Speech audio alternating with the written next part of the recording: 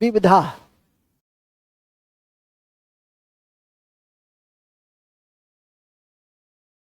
Current और miscellaneous,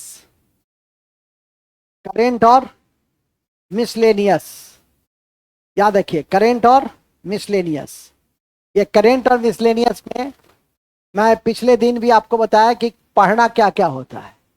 राष्ट्रीय परिदृश्य में पढ़ना होता है, अंतर्राष्ट्रीय परिदृश्य में है, आर्थिक है, संवैधानिक है, नहीं वैज्ञानिक है, विज्ञान तकनीक है। इसके बाद आता है आपका इस क्रम में खेल खिलाड़ी आता है और फिर विविधा आता है। इम्पॉर्टेंट डे, इम्पॉर्टेंट सम्मेलन, important personality, important book, important post. अभी जो अपॉइंटमेंट वगैरह सब हुई है, विभिन्न विभाग, विभिन्न जो मंत्रालय लोगों ने संभाला है, वो भी आपके लिए क्या है, important personality. Om Birla important personality, Bhartruhari Mahtab important personality, ठीक है कि नहीं। राहुल गांधी इंपॉर्टेंट पर्सनैलिटी, विपक्ष के नेता बने। तो ये आपका मिसलेनियस में आ जाता है। हालांकि राष्ट्रीय अंतर्राष्ट्रीय प्रदेश में ही हम बहुत सारे चीजों को इस कक्षा में समाहित कर देते हैं। तो आज की हमारी कक्षा हम लोग मार्च अप्रैल तक पढ़ चुके हैं। मई 2024 को हम लोग पढ़ेंगे। अभी नहीं कहना सिवाकर कि सर मेरा छूट गया। अब छूट गया तब तो फिर इंतजार करो, ठीक है कि नहीं। हालांकि वीडियो है तो भेज देंगे मार्च अप्रैल का, ठीक है कि नहीं। लेकिन छूट गया तो छूट गया, अब उसमें मैं तो कुछ कर नहीं पाता हूं। आगे लिखिएगा मई 2024 राष्ट्रीय परिदृश्य, राष्ट्रीय परिदृश्य।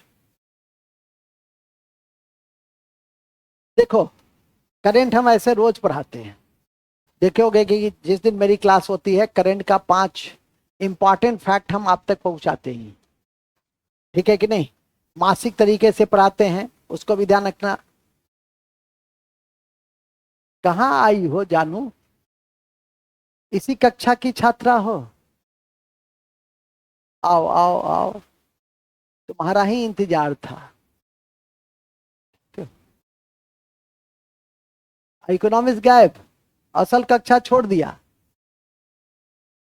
इंतजार करता है इकोनॉमिक्स। सर कब से पढ़ाइएगा, छूट गया है सर, इकोनॉमिक्स से मैं गायब है। हाँ तो मैं बता रहा था कि बड़ी अच्छी जानकारी मैं आपको दे रहा था कि राष्ट्रीय प्रदेश में तो हम लोग दोनों एंगल, 3 एंगल से पढ़ते। एक तो यूट्यूब लाइव में भी करंट देते रहते हैं, ठीक है कि नहीं।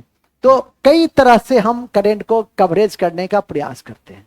इसी कड़ी में हम लोग मई का देखेंगे। तो लिखेंगे सबसे पहले मई में अति महत्वपूर्ण है कि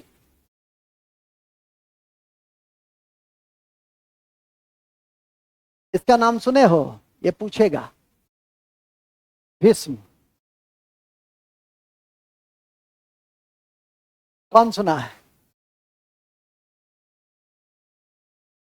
बोलो ना, बोलो। भीष्म महाभारत है। हम कह रहे हैं, मैं कह रहा हूं कि करंट के दृष्टि से ये पोर्टेबल अस्पताल है। ये क्या है, पोर्टेबल अस्पताल है, और जिसको जमीन पे उतारा जा रहा है। तो लिखेंगे पोर्टेबल अस्पताल भीष्म को, पोर्टेबल अस्पताल भीष्म को, पोर्टेबल अस्पताल भीष्म को, भीष्म को पैराशूट की सहायता से, पैराशूट की सहायता से, पैराशूट की सहायता से जमीन पर उतारी जा रही है, जमीन पर उतारी जा रही है, जमीन पर उतारी जा रही है। एक ही याद रखो, पोर्टेबल अस्पताल भीष्म, पोर्टेबल अस्पताल। हाँ ऐसा नहीं कि महाभारत का एक पात्र है भीष्म, हाल ही में चर्चित भीष्म, ठीक है। अब ऐसा नहीं कि हाल ही में चर्चित भीष्म है। भीष्म का एक नरकंकाल हरियाणा के कुरुक्षेत्र से प्राप्त हुआ है। तुमको लगे हाँ यही ठीक होगा, गया। डी में रहेगा पोर्टेबल हॉस्पिटल, क्या क्या नाम है, भीष्म है। इतना लंबा चौड़ा लिखने की जरूरत नहीं है। दूसरा ये काफी महत्वपूर्ण है, पूछेगा। इकोनॉमिक्स में भी हम बताएंगे, अभी भी बता देते हैं कि भारत का सबसे बड़ा व्यापार भागीदार देश कौन बन गया है। आफ्टर 2 years, 2 वर्षों के बाद एक बार पुनः चीन बन गया। तो लिखेंगे अति महत्वपूर्ण है कि, अति महत्वपूर्ण है कि, अति महत्वपूर्ण है कि भारत का सबसे बड़ा व्यापार भागीदार देश, सबसे बड़ा व्यापार भागीदार देश, व्यापार भागीदार देश चीन बन गया है। इसको अंतर्राष्ट्रीय में भी डाल सकते हो, राष्ट्रीय में भी डाल सकते हो। नहीं समझे? राष्ट्रीय में चूंकि भारत के साथ व्यापार है तो राष्ट्रीय में डाल दिए। तीसरा, एक स्मार्ट का नाम सुने होंगे साइंस टेक्नोलॉजी में, और जिसको तैयार किया है डीआरडीओ ने। इसको कौन तैयार किया? DRDO, defence research development organisation. ये क्या है? ये स्मार्ट क्या है? स्मार्ट सुपरसोनिक मिसाइल है। सुपरसोनिक, जिसको तैयार कौन किया है? तो हाल ही में चर्चित स्मार्ट क्या है? तो हाल ही में चर्चित स्मार्ट सुपरसोनिक मिसाइल है जिसे डीआरडीओ ने तैयार किया। तो लिखेंगे हाल ही में चर्चित स्मार्ट सुपरसोनिक मिसाइल है, सुपरसोनिक मिसाइल है।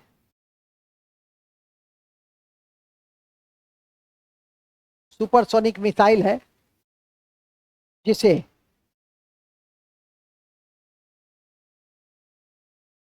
जिसे जिसे डीआरडीओ ने तैयार किया, जिसे डीआरडीओ ने तैयार किया, जिसे डीआरडीओ ने तैयार किया। डीआरडीओ का पूरा नाम क्या है? Defence research development organisation. ये विविधा है और इसकी स्थापना बड़ा महत्वपूर्ण है। तुम लोग के स्तर की परीक्षा में पूर्व में भी 2-4 बार पूछा हुआ है। इसका स्थापना, वेरी गुड, 1958। तो लिख देंगे नोट, डीआरडीओ की स्थापना, डीआरडीओ की स्थापना 1958 में हुई, 1958 में हुई, 1958 में हुई। और इसके वर्तमान अध्यक्ष समीर कामत है, और इसके वर्तमान अध्यक्ष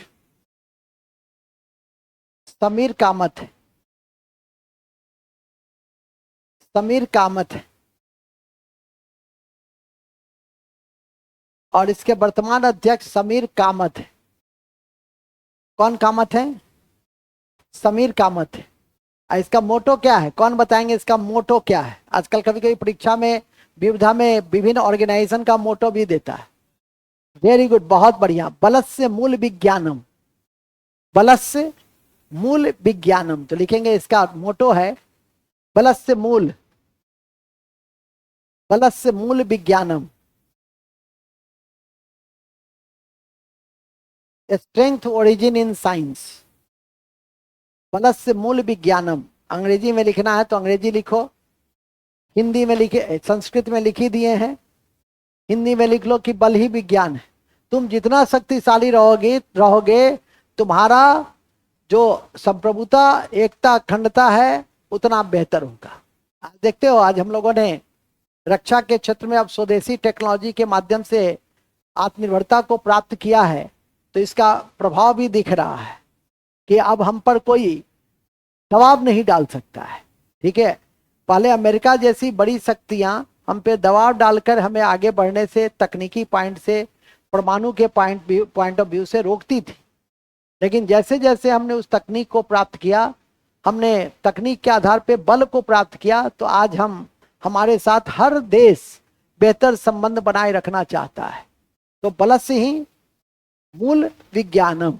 इसलिए यह व्यक्ति, ये तो देश के संदर्भ में है, व्यक्ति के संदर्भ में भी है। और आपको बल कौन देगा? संविधान देगा। और संविधान कैसे देगा? तो अधिकारी तंत्र में प्रवेश करके देगा। देखते हो, एक आईएएस अधिकारी इतना शक्तिशाली होता है कि मंत्री भी उससे डरता है कई बार। तो वो आईएएस अधिकारी से क्यों डरता है? क्योंकि आईएएस अधिकारी नियमों का जानकार होता है। के पाठक देख लो, हर तरह के नियम का वो जानकार है, पढ़ता है, समझता है, इम्प्लीकेशन करता है। तो स्वाभाविक है कि उससे हर मंत्री भी सोचता है कि मेरे विभाग का ये सचिव अपर सचिव न रहे, अपर मुख्य सचिव न रहे, वही बेहतर है। ठीक है कि नहीं? तो इसीलिए नॉलेज कभी भी खराबी नहीं करेगा।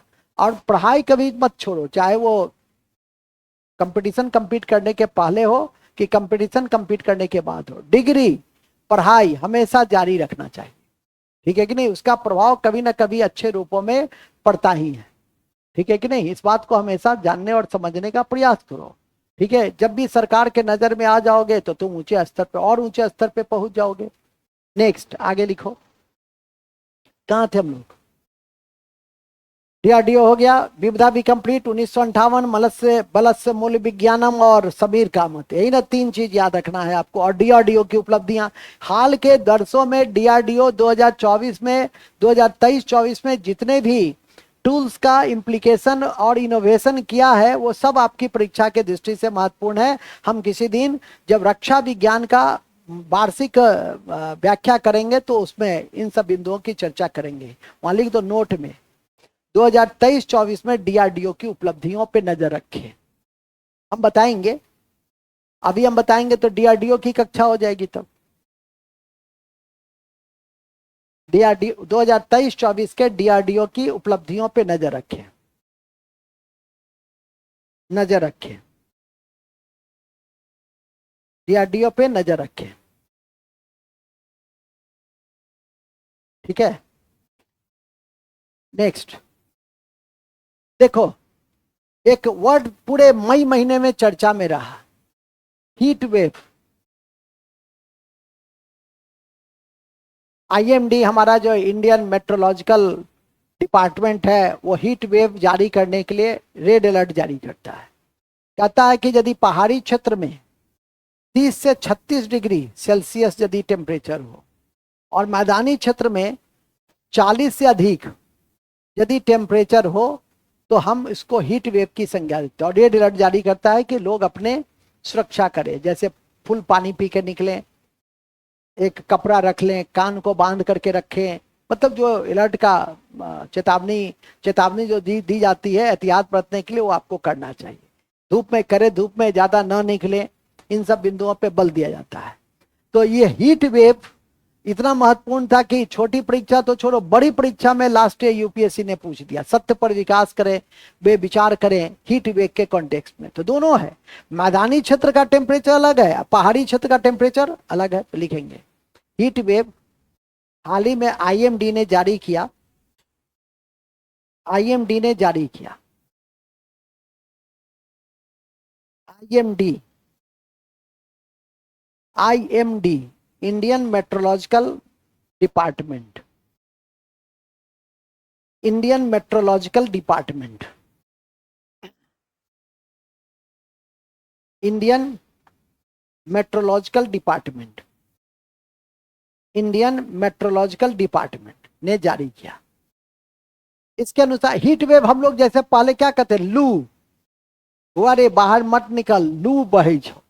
लू मतलब क्या? गर्म हवा। ज्योग्राफी में मैं पढ़ाता भी हूँ, ठंडी हवा, गर्म हवा।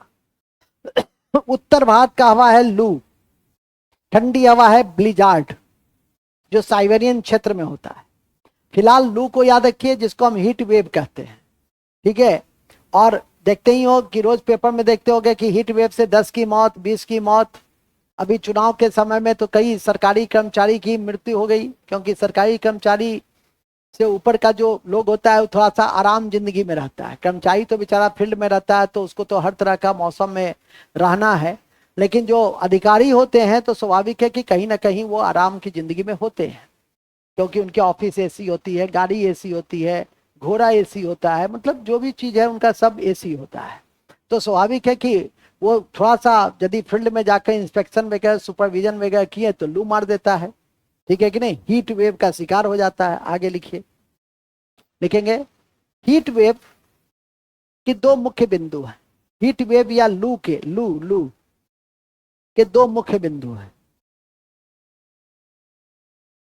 दो मुख्य बिंदु हैं। एक बिंदु है कि मैदानी क्षेत्र में तापमान 40 डिग्री से ऊपर हो,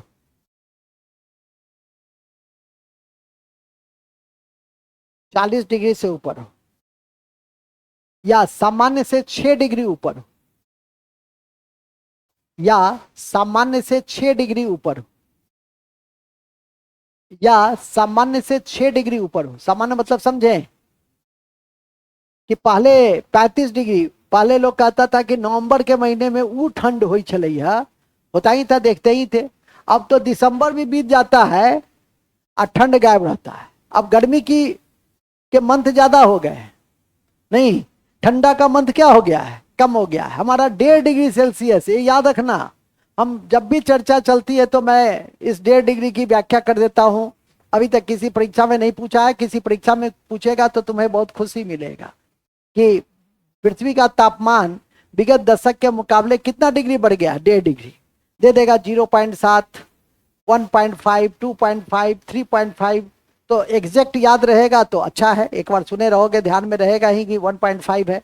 तो 1.5 डिग्री सेल्सियस एवरेज आपका बढ़ गया है, और उसी के कारण ग्लेशियर पिघल रहा है, आइलैंड डूब रहा है, कई देश डूबने के कगार पर है। मूल बिंदु पे आ जाइए। ऐसे ऐसी स्थिति सामान्य से 6 डिग्री सेल्सियस यदि अधिक है, ठीक है कि नहीं, तो वहां उस स्थिति को क्या कहेंगे, हीट वेव कहेंगे। अब पहाड़ी क्षेत्र में स्वाभाविक है, पहले पहाड़ी क्षेत्र का सामान्य टेम्परेचर गर्मी के दिनों में मैक्सिमम जाता था 22, 23, 24, और आज पहाड़ में भी देखोगे पंखा, हम तो कई वर्षों से पहाड़ में जाते हैं, कभी कभी छुट्टी उत्ते मनाने 2, 4, 10 दिनों का, तो मैं देखता हूं कि पहले पहाड़ में पंखा नहीं होता था, अब पहाड़ में पंखा होता है। आज जब पहाड़ में 2, 4 सालों का एसी लग जाएगा तो लोग पहाड़ में जाएगा क्यों, बताओ ना। जब एसी लग ही जाएगा तो फिर पहाड़ में जाएगा क्यों, नेचुरल ठंडा लेने जाता है ना। मैं तो इसलिए स्वास्थ्य के कारणों से डॉक्टर साहब ने भी कहा है कि हम लोग जिस वातावरण में रहते हैं, हर महीना, 2 महीना, 3 महीना पे यदि साधन है, समय है, तो आप निकल जाइए और 2-3 दिन खूब हवा लीजिए जम के। नाश्ता कम करो, हवा ज्यादा पी के आओ, ठीक है कि नहीं। नाश्ता कम करो, हवा, समझा कि नहीं समझा। इसलिए गांव जरूर जाओ, बीच में एक बार गांव में गाछी में बैठो और खूब जम के हवा हुआ लेके आओ। तुम तो अभी वहीं जा सकते हो, संसाधन नहीं है तो कहाँ जाओगे। आज यदि संसाधन है तब क्या दिक्कत है, आगे लिखो फिलहाल, ठीक है कि नहीं। कहाँ थे हम लोग, सर आपके साथ हम लोग लटक के नहीं जा सकते हैं। लटक के क्या, कह दो तो अभी ले चलते हैं तुमको हम, ठीक है कि नहीं। अब सब कह देगा तब तो, अब वो कहता है सर हमको ले चलिए ना, ठीक है, तो चलो, तो बैग ढोना होगा बाबू, ऐसे नहीं ले जाएंगे हम। गुरु की सेवा तो करनी पड़ेगी। तो गुरु का सेवा क्या होगा, मेरा बैग 1.5 किलो का जो बैग रहता है, हाँ, ज्यादा हम ज्यादा लंबा चौड़ा कपड़ा नहीं ले जाते हैं, ठीक है। कुछ कपड़ा घट गया तो वहीं पे ले लेते हैं। कपड़ा क्या पहनना है, लड़के का कपड़ा क्या है, तो टी शर्ट है, 50 ग्राम का टी शर्ट, यही ना होता है जी। जूता पहने हुए हैं, जूता तो बदलोगे नहीं। जींस तो 1 से 3 दिन काम चल जाता है। आगे लिखो, कहानी था, लिखो ना आगे, सुनता है बड़ा एकाग्र होके सब। हाँ, कहाँ थे हम लोग, पहाड़ी क्षेत्र में। असल टेम्परेचर भूल गया पहाड़ का, लिखो पहाड़ का टेम्परेचर, पहाड़ का टेम्परेचर 30 से 37 डिग्री होता है, 30 से 37 डिग्री होता है। तो देख लेना परीक्षा में जब प्रश्न बनाना तो ऐसा नहीं कि हुल्ले रे मैदान का दे रहा है कि पहाड़ का दे रहा है। कभी कभी जानबूझ करके भी लड़का गलती करता है, ठीक है कि नहीं। पता है कि हम गलती मार रहे हैं लेकिन मारेंगे, तो ये होता है। क्यों, उसको पता है कि ये तो शायद था पहाड़ में ना, अब बस आज जहां रिजिड हुआ गया, ठीक है। पहले था 24 से 30, लेकिन अब तो हीट वेव का जमाना है, और हीट वेव में क्या हो गया, 30 से 37, उधर हो गया 40 से ऊपर हीट वेव रहना चाहिए। सामान्य से 6 डिग्री सेल्सियस ऊपर रहना चाहिए, दोनों में। अच्छा, ये कंडीशन सामान्य से 6 डिग्री ऊपर, ये दोनों कंडीशन में लागू है, मैदान में और पहाड़ में। इसी को कहते हैं हीट वेव या लू। यह एक प्रकार की गर्म हवा है, एक प्रकार का क्या है, गर्म हवा है। और ज्योग्राफी में हमेशा ध्यान रखो कि आप पहले ज्योग्राफी ट्रेडिशनल ज्यादा रहता था, अब ज्योग्राफी में भी जो आपका करंट से जुड़ा हुआ कोई वर्ड सब आता है तो उसको याद रखने का प्रयास करो, ठीक है। हेलो, राम प्रणाम।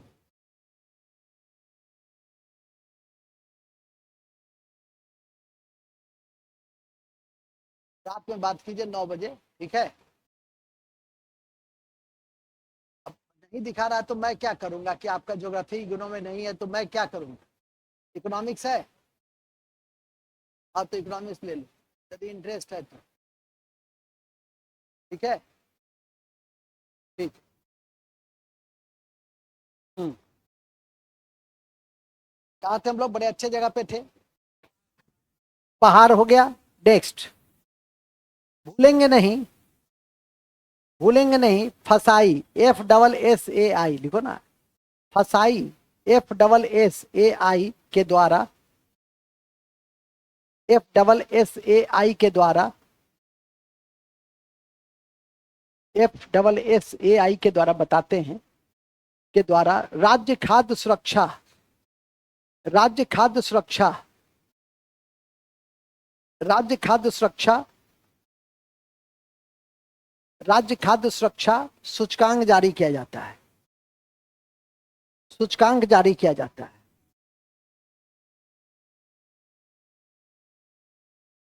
सूचकांक जारी किया जाता है, सूचकांक जारी किया जाता है, ठीक है। इसका मुख्य काम, इसका मुख्य काम खाद्य पदार्थों में मिलावट को रोकना है, मिलावट को रोकना है। इसका मुख्य काम, ठीक है, क्या करना है? रोकना है। 2008 में खाद्य सुरक्षा अधिनियम लागू होने के बाद,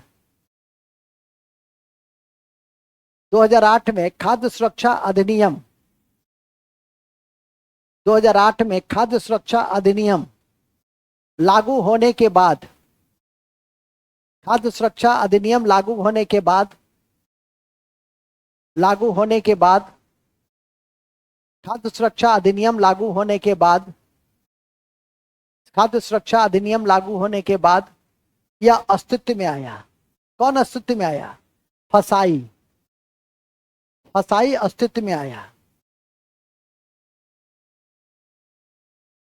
फसाई अस्तित्व में आया। फसाई का फुल नेम फूड सेफ्टी, फसाई का पूरा नाम लिख सकते हैं, food safety standard authority of India. Food safety, फसाई जो है संस्था है, इसका पूरा नाम क्या है? Food safety, safety standard. क्यों दुखी हो जी इतना? हद है, गजब है। अरे अंदर से एनर्जी लाओ, उत्साह लाओ। 2 घंटा पढ़ती हो, थक जाती हो, गजब हाल है। क्या ये सब जवानी रहेगा इन लोग को? जवानी तो वो होता है कि सुबह से लेकर रात तक काम करते रहो, और थकावट का जो है, जैसे जैसे रात गर्म हो वैसे वैसे तुम गर्म हो जाओ, ये होता है जवानी। समझा? लिखो आगे। कहाँ थे? फसाई, food safety standard authority of India. कब से अस्तित्व में आया? 2000। कब से आया? 2008 से अस्तित्व में आया। प्रत्येक 7 जून को राज्य खाद्य सुरक्षा जो दिवस है और सूचकांक जारी किया जाता है। और यह भी याद रखिएगा, विश्व खाद्य दिवस 16 अक्टूबर को मनाया जाता है। विश्व खाद्य दिवस, विश्व खाद्य दिवस, विश्व खाद्य दिवस और विश्व, अच्छा ये भी ध्यान रखिए, फसाई कौन सा मंत्रालय देखता है? ये हम बनवाए हुए हैं यूट्यूब लाइव में क्वेश्चन को, बताइए। फसाई कौन सा मंत्रालय देखता है? कृषि मंत्रालय ए, दूसरा मानव संसाधन मंत्रालय बी, तीसरा स्वास्थ्य परिवार मंत्रालय डी, चौथा उर्वरक मंत्रालय डी। कौन सा मंत्रालय? कृषि राज्य, स्वास्थ्य, स्वास्थ्य परिवार कल्याण तो नहीं तो और? ज्यादा टेंशन मत लो, नहीं तो ब्रस्ट कर जाएगा। टेंशन ले रही हो, ज्यादा नहीं लेना चाहिए। स्वास्थ्य मंत्रालय देखता है। स्वास्थ्य और परिवार कल्याण, कुछ लड़के ने तुक्का सही मारा।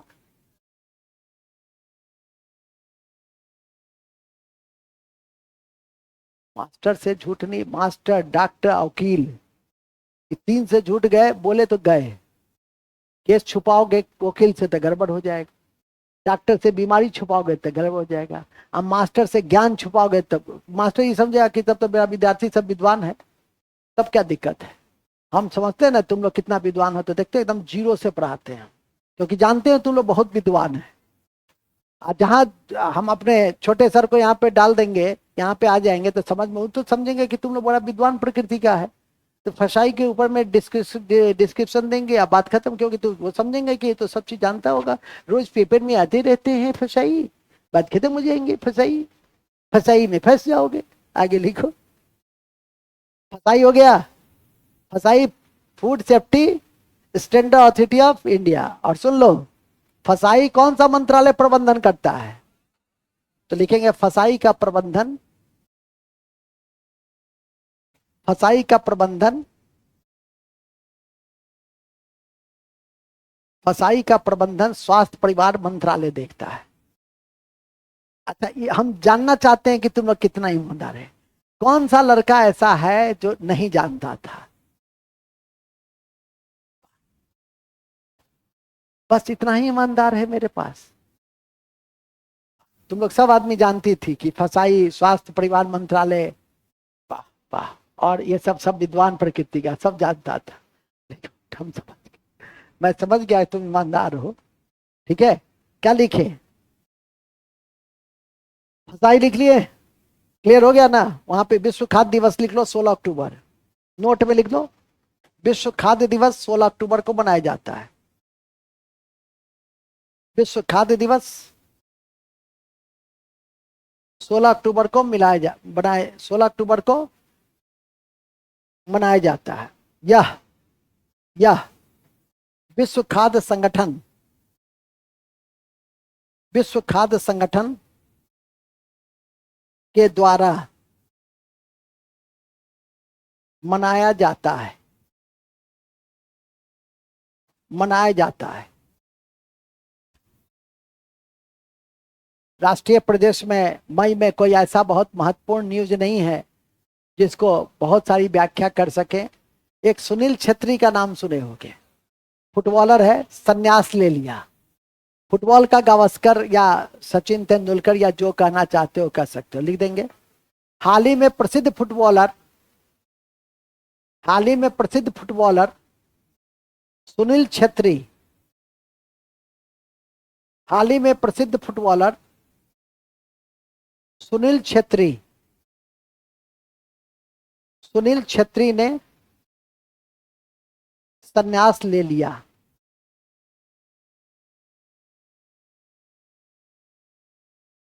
संन्यास ले लिया, टिक लगा लो।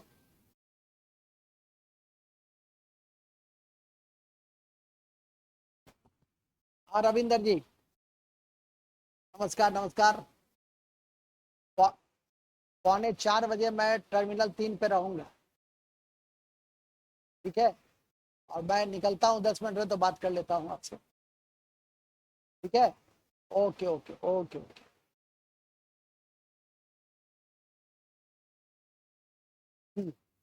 कहाँ थे हम लोग? क्या चलोगे? गाड़ी वाला ही फोन कर दिया दिल्ली से, सर कहाँ पे रहेंगे? क्या जी चलेगा? तैयार होके है? चलो तुम, दिल्ली घुमा लाते हैं तुमको।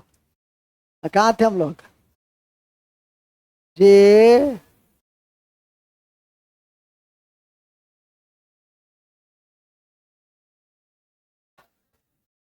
सुनील छेत्री में थे। अब लिखो विश्व प्रेस, विश्व प्रेस, विश्व प्रेस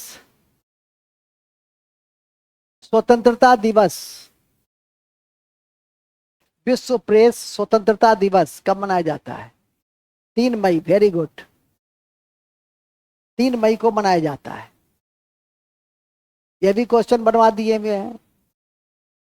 अच्छा, कौन बताएगा कि भारत का पहला? तुम तो बता दोगे हमको, अब तुम में भरोसा होने लगा है। अब इस भरोसा को टूटने मत देना। भारत का पहला, अरे तुम उठो जी, तुम बता दिया तो तुमको दिल्ली के हम अभी जहां जा रहे हैं वहां भी ले चलेंगे। उठो, खड़ा हो तुम। भारत का पहला अंतरिक्ष पर्यटक का पूरा नाम क्या है? बस, नहीं बताया तो नहीं जाएगा। हमारे साथ तो ज्ञानवान लड़का जाएगा ना। हमको तो 1.5 किलो का बैग है, तो बैग भी उठाना नहीं है।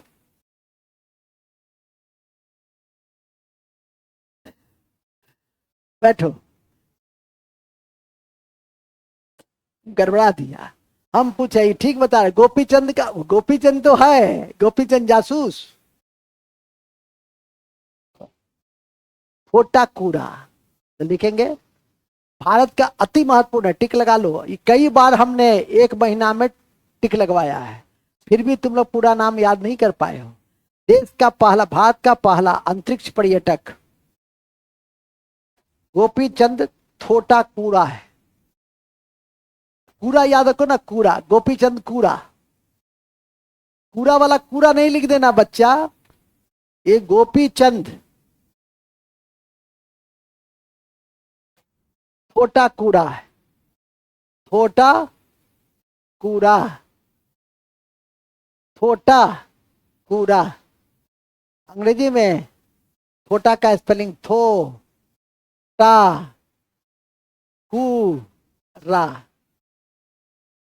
थोटा कूड़ा है। ओके, गोपीचंद थोटा कूड़ा, ऐसा नहीं गोपीचंद जासूस। ठीक है, गोपीचंद 1 महीना में हम 5 बार बनवाए हैं यूट्यूब लाइव पर। अब फिर भी, तब हम अभी पढ़ा रहे हैं। अब फिर भी स्थिति यह है कि तुम लोग पूरा नाम अभी तक याद नहीं किए। गोपीचंद, गोपीचंद कौन है ये? कौन है ये?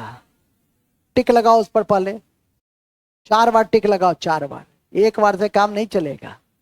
लास्ट, ध्यान रखें, लोकसभा 18वीं लोकसभा के चुनाव में, 18वीं लोकसभा के चुनाव में सूरत से, सूरत से, सूरत से भाजपा प्रत्याशी, भाजपा प्रत्याशी मुकेश दलाल, मुकेश दलाल, मुकेश दलाल, मुकेश दलाल निर्वाचित हुए, निर्विरोध निर्वाचित हुए, निर्विरोध निर्वाचित हुए, निर्विरोध निर्वाचित हुए, निर्विरोध निर्वाचित हुए, याद रखिएगा। और देश में सबसे पहले निर्विरोध सांसद जो निर्वाचित हुए थे, उनका नाम था टी कृष्णचारी।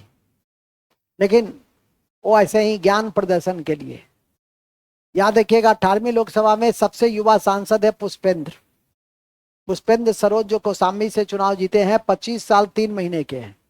ठीक है कि नहीं? तो इस तरह के तथ्यों पे नजर रखिए। लेकिन सूरत के मुकेश दलाल आपके लिए महत्वपूर्ण है। 2-4-6 महीना 18वीं लोकसभा में निर्विरोध उसका चुनाव नहीं हुआ, चुनाव 542 सीटों का ही हुआ है। ठीक है कि नहीं? ईवीएम का प्रयोग कितने सीटों पे किया गया? क्योंकि 1 सीट निर्विरोध चुनाव जीत गए, तो इसको ध्यान में रखना। लास्ट में, हाल ही में आंध्र प्रदेश, सिक्किम, अरुणाचल प्रदेश में, हाल ही में आंध्र प्रदेश, सिक्किम और अरुणाचल प्रदेश में चुनाव संपन्न हुए, चुनाव संपन्न हुए। आंध्र प्रदेश में विधानसभा के सीटों की संख्या कितनी थी? कौन बताएगा? आंध्र बताए, कहे थे ना कि जब भी कहीं चुनाव हो तो सीटों की संख्या याद रखो। Very bad, very bad. 175 तो लिखेंगे आंध्र प्रदेश में 175, आंध्र प्रदेश में 175, सिक्किम में 32, सिक्किम में 32, जहां प्रेम सिंह तमांग लगातार दूसरे बार मुख्यमंत्री बने हैं। सिक्किम में 32। और सिक्किम को किस संविधान संशोधन से भारत में सम्मिलित किया गया था? 36वां, वेरी गुड। राज्य का दर्जा किस संविधान संशोधन में दिया गया था? 35वां। 1975 में सिक्किम को हमने कंप्लीट राज्य 36वां संशोधन में मिला लिया था, याद रखिएगा। ये आपकी परीक्षा हला नहीं। प्रेम सिंह तवांग दूसरी बार चुने गए हैं, 32 सीट है विधानसभा में। उन्हीं की पार्टी जो सिक्किम परिषद है उन्होंने चुनाव जीता। अरुणाचल प्रदेश में 60 सीट है। मैं कहा भी हूं कि सभी राज्यों के विधानसभा को याद नहीं करना है। जब भी परीक्षा देने जाइए 6 महीना पहले तक जहां भी चुनाव हुआ हो उसके विधानसभा की सीटों की संख्या को याद कर ले। तो अभी कहां हुआ चुनाव? मई जून में। तो 3 राज्यों में हुए, आंध्र प्रदेश, सिक्किम और अरुणाचल में कितना है? 60। पेमा खांडू वहां के मुख्यमंत्री बनाए गए हैं। आंध्र प्रदेश में चंद्रबाबू नायडू बनाए गए हैं। तो मुख्यमंत्री का नाम, कोई महिला यदि चर्चा में आ जाए तो वो यदि महिला स्पीकर बनती तो आपके परीक्षा के दृष्टि से बहुत महत्वपूर्ण हो जाता तत्काल 6 महीने के दृष्टि से। तो ये इन सब बिंदुओं को थोड़ा सा ध्यान रखिए। बिहार में विधानसभा की सीटों की संख्या 243। सबसे अधिक सीटों की संख्या कहाँ किस राज्य में है? उत्तर प्रदेश में। कितना है? 403। आशा है कि इसे याद रखने का प्रयास करेंगे। यही आपको याद भी रखना है, ठीक है। कभी कभी आजकल क्वेश्चन का ट्रेंड बदल जाता है।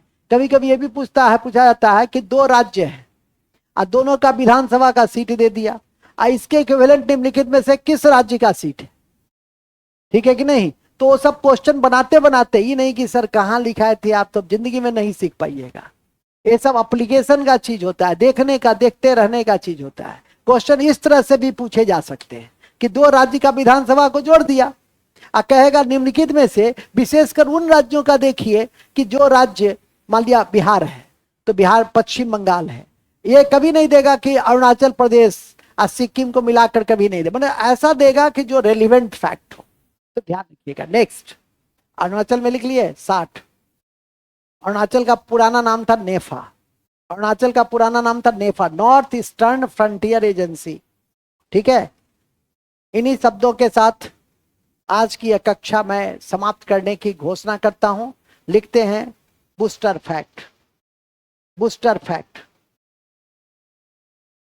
बूस्टर लिखो फटाफट। अब इसके आगे आज मुझे समय इजाजत नहीं दे रहा है, ठीक है। बूस्टर फैक्ट में सबसे पहले लिखो, हाल ही में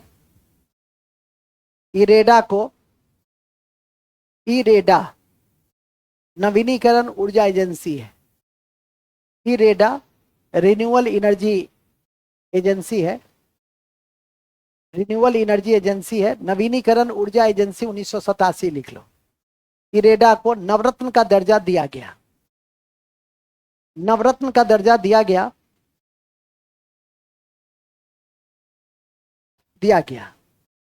अब भारत में 17 नवरत्न है।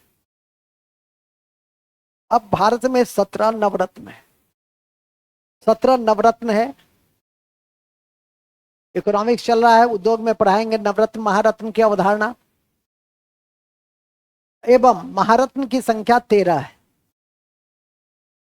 एवं महारत्न की संख्या 13 है।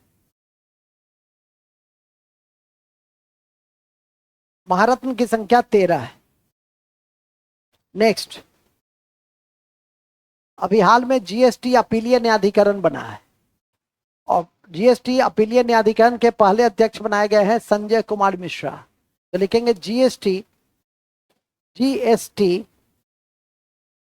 गुड सर्विसेज टैक्स, इसका पूरा नाम है, बताएंगे टैक्स सिस्टम में, चिंता मत करो। जीएसटी अपीलीय न्यायाधिकरण के पहले अध्यक्ष, जीएसटी अपीलीय न्यायाधिकरण के पहले अध्यक्ष के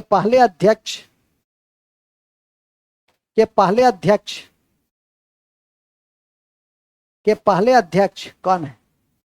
संजय कुमार मिश्रा को बनाया गया है। संजय कुमार मिश्रा को बनाया गया है।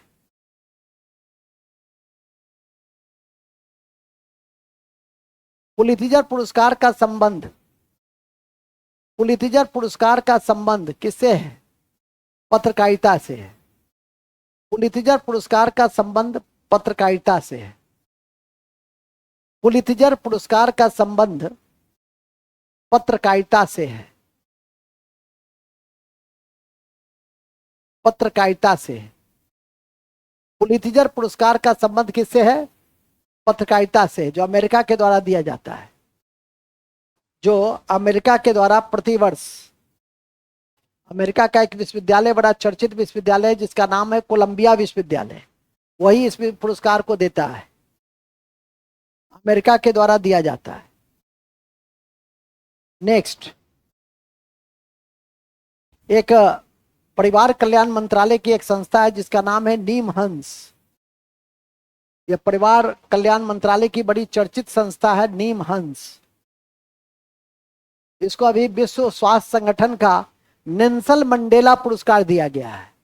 तो लिखेंगे परिवार कल्याण मंत्रालय का, नीम हंस का मतलब समझे, मेंटल हेल्थ न्यूरो इंस्टीट्यूशन है, मतलब मेंटल हेल्थ से जुड़ा हुआ ये संस्था है। National mental health neuro science करके है, ठीक है कि नहीं? तो याद रखिएगा कि स्वास्थ्य मंत्रालय का नीम हंस संस्थान को विश्व स्वास्थ्य संगठन का नेल्सन मंडेला पुरस्कार दिया गया। नेल्सन मंडेला पुरस्कार दिया गया।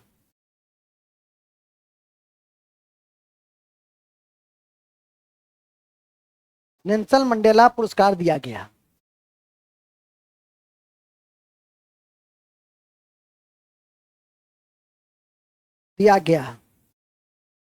ठीक है। और अभी आप देखते होंगे रोज एक समाचार पत्र में और न्यूज चैनल पे भी, कल भी मैं टीवी देख रहा था, विगत कई महीने से देख रहा हूं एक बंदरगाह को जिसका नाम है हाइफा बंदरगाह, ठीक है कि नहीं? किस देश में हाइफा बंदरगाह? इजराइल में। तो लिखेंगे चर्चित हाइफा बंदरगाह इजराइल का सबसे बड़ा बंदरगाह है। इजराइल का सबसे बड़ा बंदरगाह है। इजराइल का सबसे बड़ा बंदरगाह है। इजराइल का सबसे बड़ा बंदरगाह है। और चलते चलते में आप लोगों ने रेमल का नाम सुना होगा। मई के महीने में चर्चा में था रेमल। क्या नाम था? किस लिए चर्चा में था? चक्रवाती तूफान है जो पश्चिम बंगाल में आया। तो लिखेंगे हाल ही में चर्चित रेमल। हाल ही में चर्चित रेमल। हाल ही में चर्चित रेमल। हाल ही में चर्चित रेमल। रेमल चक्रवाती तूफान है। चक्रवाती तूफान है। चक्रवाती तूफान है जो पश्चिम बंगाल में आया, पूर्वी तट पे आया। लिख दो सीधे, पूर्वी तट पर। पूर्वी तट पे आया, पूर्वी तट पश्चिम बंगाल में आया।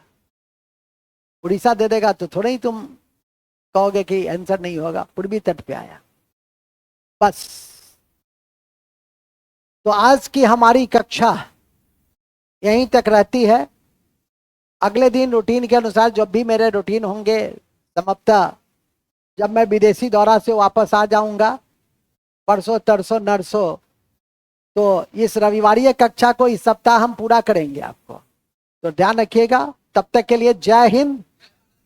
ढेर सारी शुभकामनाएं और आशीर्वाद के साथ, ठीक है। अब हमारे कमलेश जी भी आ चुके हैं।